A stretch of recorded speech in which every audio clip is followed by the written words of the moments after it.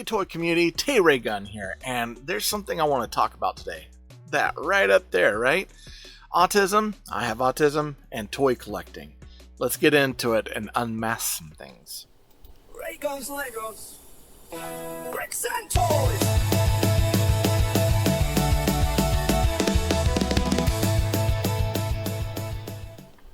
Alright, toy builder fans, plastic fans, fans of miniatures and controlling the world around us. Recently, I was on a show for Orion Kelly. So, Orion Kelly is he's Australian. He's a guy that actually talks about autism. So, he had, let me get it up here. He had this is his channel here, by the way, Orion Kelly, that autistic guy, which is usually how he introduces his shows. He's like, hello, I'm Orion Kelly, I'm that autistic guy. And there was the episode I was on with it, live call-in show, 3 autistic people talking, which you can find. I'll put the link down in the show notes, so you can go check it out. Pretty cool. But one of the things that we brought up when we were talking about was toys and like toy collecting, the importance of it for autistic people. And I've noticed kind of a rise. We have I'll do a separate video of her, but Ashley Potatoes is another one that she is a 40-year-old autistic adult that also is very big into toy collecting and retro gaming. And I might reach out to her and see if we can do a collab or talk, or, just let me show off the channel itself. But with this interview with Orion Kelly opened up the door for me to make another connection with another autistic adult that is blind. And she has her own channel where she talks about what it's like to be blind. So she's blind and autistic.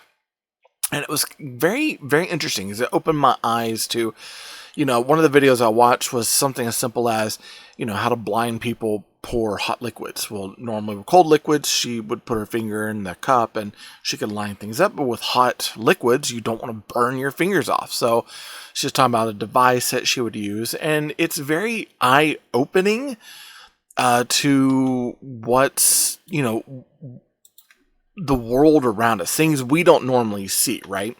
So being someone who is neurodivergent, so that means that the way I see the world is different than neurotypical people. And I'm still learning a lot more about my ASD and my traits.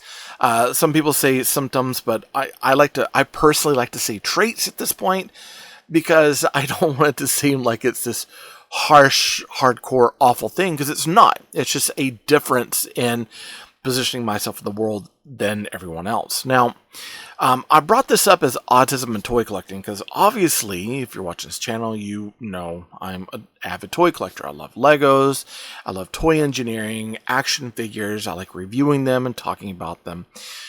But there are some differences and things that I noticed about when I was young and things that I even notice now, because some of my areas of play have not changed too much. Now, I did have scenarios where I had lots of play with toys when I was younger, and I would build them up, and oftentimes I was replicating movie ideas, things that I would see, and I might make an explosion 4 or 5 times, which kind of makes me wonder. I mean, it was very Michael Bay, before Michael Bay even became a thing back in the 80s and early 90s, when it would be an explosion and Duke's like, ah, and I might do it from like 4 different angles where I would move myself to see him falling off this cliff sort of thing.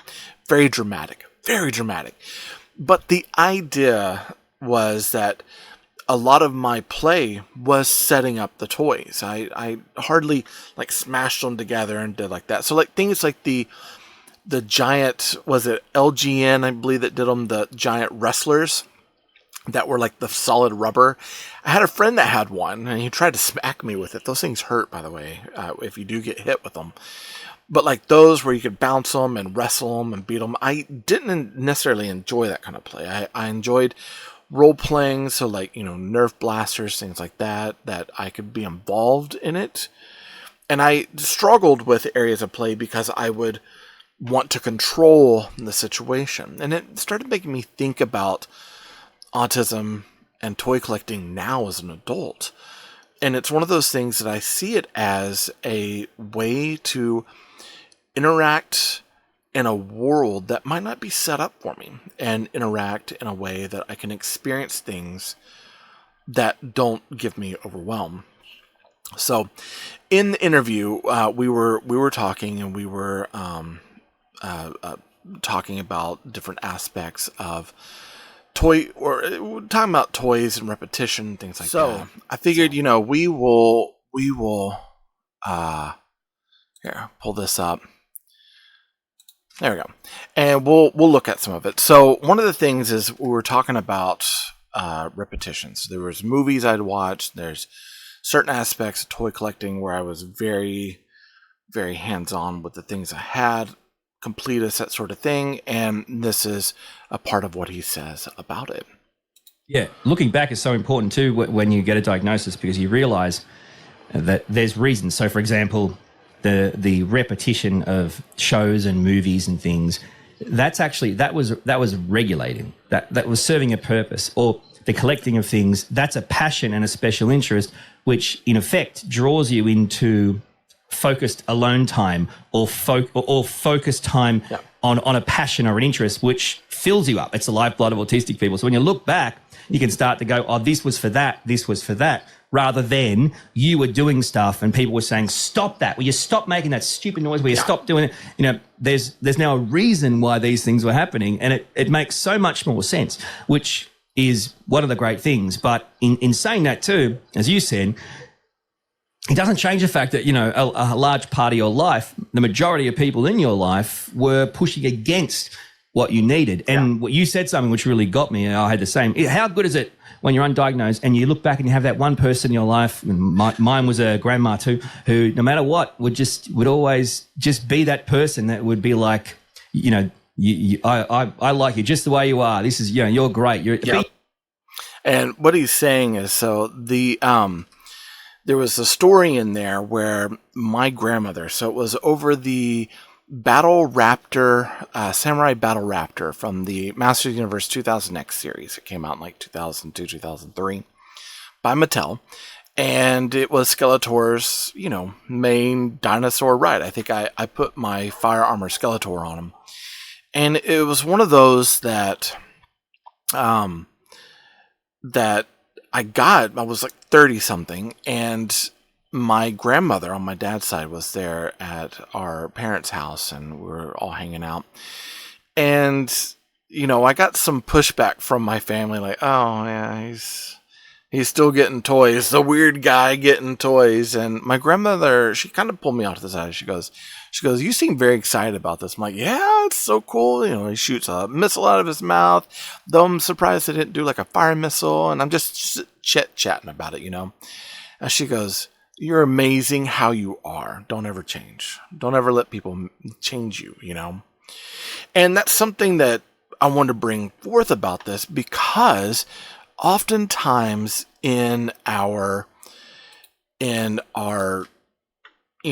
world for autistic people, we get so involved in our passions, because that is that key area of how we regulate and how we have time for things that fill us up, that make us feel whole. Some people, they want to feel whole by going and doing good in the world. That's great. Some people like watching movies, and there are a lot of people that are autistic that like to go out and help or watch movies, and that's what fills them up. And when I say fills us up, it's more like the idea, it fills our heart and makes us extraordinarily happy. It gives us passion. It gives us self-worth that, makes it easier for us to live and not feel so overwhelmed all the time. So for someone like me, toy collecting, again, I love engineering, and I love like plastic engineering and creating things, and I love seeing what toy engineers create and come up with, and I absolutely love it. And it gives me also a chance to manipulate them and kind of create my own world that I am, kind of king of in my own head, I guess, which seems very, very selfish, but it's one of those things that once I'm done, I'm able to step out, go off, do this, and I'm fine.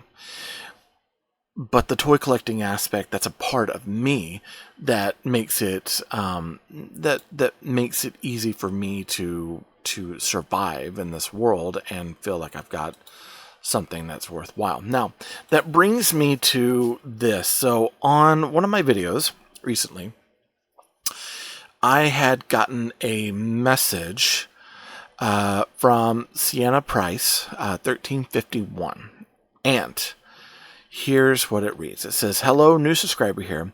I heard your chat on Orion Kelly's live stream last night. I can relate to what you said about what people told you about playing with toys. Okay. I'm totally blind from birth, as well as being on the autism spectrum. I still love toys that play music. And here's the thing, being blind, that would make total sense. Toys for babies, toddlers, and preschoolers. I've had a problem with caring what people think about it. The whole aren't you too old for that?" And that's something I brought up with him in the interview, is that, yeah, we get told, stop it, aren't too old for that? Really? That's so childish, and it's like, that's who I am. It's what I do to, again, navigate this world and to feel fulfilled in life and to have something that brings me joy and entertainment. It's not your joy and entertainment. That's fine. Not everyone has to have the same exact thing, but it's mine. And it shouldn't be judged on a whole in that, it's like one of those where it's like, is it hurting anybody? Is it causing anyone to stumble or fall or have a problem? Then what seems to be the issue? So I'm trying not to care about it. And she says it's a lot of work. And it is. It is a lot of work because, especially as neurodivergent people, we want to feel like we're in a tribe. We will put more emphasis on areas of acceptance from others and reading into situations, because our viewing of the world is like, we have to see these things and understand where we fall in it. And socially, oftentimes for me especially, social cues I don't get. I don't understand those subtleties of people, suddenly saying something, like inviting me to something without inviting me. I don't know. I've had someone that was upset that I didn't show up. I'm like, I'm sorry, were we supposed to go to that? I didn't know, So it's definitely one of those that's like, the more direct you are, the better. But also, we're looking at the world through a neurodivergent way that doesn't make sense for everyone else. The social rules that is put out there that everyone else goes through, we're not going to understand that to an extent, or it's going to take a little bit more. And depending on how much brain power we want to put in, I don't want to feel exhausted by the end of the day trying to read someone's impending doom of me wanting to go to a bar, which, by the way, I don't like going to bars. I don't want to go hang out at a very noisy place, just FYI. Unless they have action figures. If they have action figures for sale or toys, sure. That's what I think that's my saving grace from being able to go to conventions, is that if I'm in cosplay, I can cover up my head. Like, there's a Zuckus cosplay I love, and it is this giant dome of a head, and I can see out of it here and here, and I've got fans. And so all I hear is and a little bit of con noise, and I got blinders on so I can barely see. And I've got heavy materials on me, so I'm weighted, and I'm like, this is the most comfortable People would walk up and they're like, "Oh, I'm so sorry that you're wearing that." And I'm just like, you have no idea how amazingly comfortable this is to wear in this situation and I can walk around people. Here's the thing, like, when I'm at stores and it's crowded, I'm like, I'm going to stand over there in that corner, away from everyone, because their body heat and the sounds they make and everything is just so aggravating. But instead, when I'm in that cosplay and I'm covered from head to toe, I am not concerned at all. The same thing happens when I wear my Tusken Raider outfit. It's kind of the same, though that one does get really hot. This one's not so bad, but that Zuckuss outfit is chef's kiss for cosplay, and it's beautiful too. It says, but it's a lot of work, but I feel like the more I work to hold these negative people arm's length, it will be worth it. And that's true. For me, those toys bring back so much nostalgia for me. And the same here. Even when they remake toys, I still have that nostalgia for older things. I'm also a musician, not publicly known, which I'm okay with, to be honest. I play piano, percussion instruments, also use my voice as an instrument as well. You know what? I'll be going to your channel, Sienna, so if you ever decide to upload a song there, I want to hear it. I really do. I wrote back. I said, I absolutely love this message.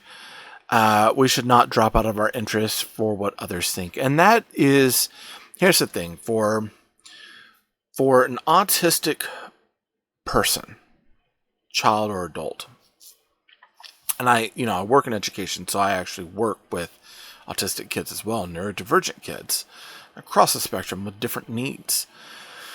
But oftentimes, telling them that they shouldn't be into, Bratz or, Barbie or Beanie Babies or Hot Wheels or Legos or whatever they're into, even at a kid level, it's like, come on, really?